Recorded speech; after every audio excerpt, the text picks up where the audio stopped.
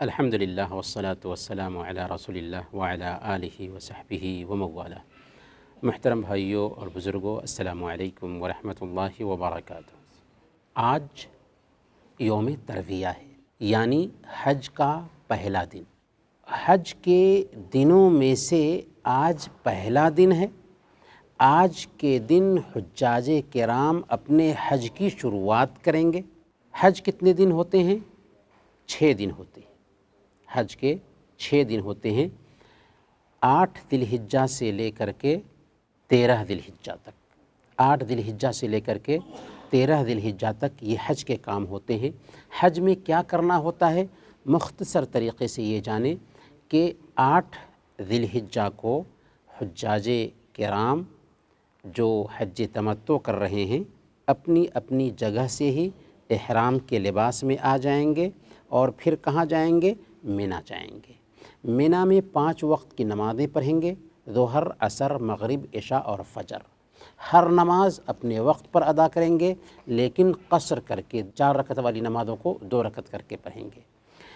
کل ہو کر کے عرفہ کا دن ہوگا، تو ظہر سے پہلے نمیرا جگہ میں جا کر کے ٹھہرنا چاہیے، اور جب سورج ڈھل جائے تو عرفہ میں داخل ہو جانا چاہیے، اور وہاں پر ظہر کی نماز اور عصر کی نماز ظہر کے وقت میں 2 رکعت کر کے ادا کی جائے گی، اور اس کے بعد سارے حاجی لوگ اپنے آپ کو فارغ کر لیں گے دعا کے لیے، اور زیادہ سے زیادہ دعائیں کریں گے۔ کب تک؟ جب تک کہ سورج ڈوب نہ جائے۔ جب سورج ڈوب جاتا ہے تو وہاں سے نکلیں گے، کہاں سے؟ عرفہ سے، اور مزدلفہ آئیں گے۔ ابھی مغرب کی نماز وہ نہیں پڑھیں گے، مزدلفہ آنے کے بعد مغرب کی نماز بھی پڑھیں گے، عشاء کی نماز بھی پڑھیں گے۔ مغرب کی نماز 3 رکعت، عشاء کی نماز 2 رکعت، 1 اذان اور 2 اقامت سے ادا کر لیں گے، اور اس کے بعد مزدلفہ میں سو جائیں گے۔ فجر کی نماز بھی مزدلفہ ہی میں پڑھیں گے۔ فجر کے بعد جب پاؤں پھٹنے کا وقت ہوگا، سورج نکلنے کا وقت ہوگا، تو نکل جائیں گے کہاں پر؟ منی کے لیے۔ یہ کون سا دن ہو گیا؟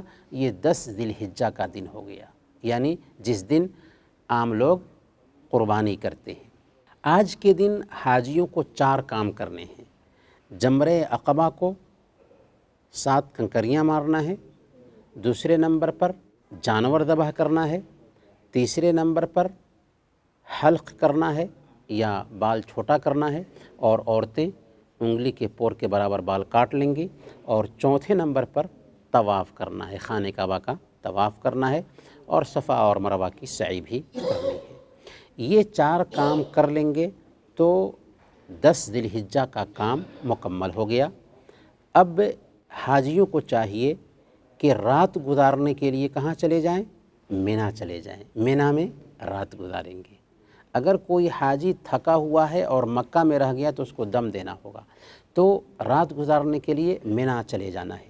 کل ہو کر کے سورج ڈھلنے کے بعد پہلے جمرہ کو، دوسرے جمرہ کو اور تیسرے جمرہ کو، تینوں جمرات کو 7 کنکریاں مارنا ہے۔